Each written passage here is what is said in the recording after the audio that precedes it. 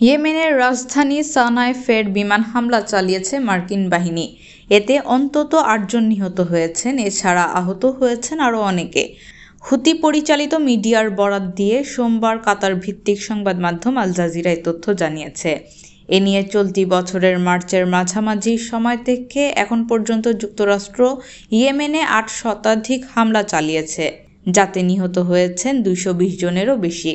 আল Masirah টিভির প্রতিবেদনে বলা হয়েছে, সোমবার সকালে সানার উত্তরের জেলা বানি আল হারিতে হামলা চালায় মার্কিন বাহিনী।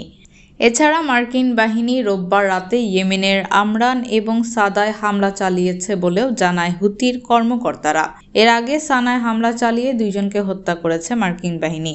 ইরান সমর্থিত বিদ্রোহী গোষ্ঠী হুতি জানিয়েছে, মার্কিন বাহিনীর সর্বশেষ হামলায় এ নিয়ে নিহতের সংখ্যা বেড়ে ২২৮ জনে দাঁড়িয়েছে। দ্বিতীয় মেয়াদে মার্কিন প্রেসিডেন্ট ডোনাল্ড ট্রাম্প যুক্তরাষ্ট্রের ক্ষমতায় আসার পর হুতিদের বিরুদ্ধে হামলা আরও জোরদার করেছেন। তবে যুক্তরাষ্ট্রের তীব্র হামলাতেও পিছু হটতে রাজি নয় হুতি যোদ্ধারা।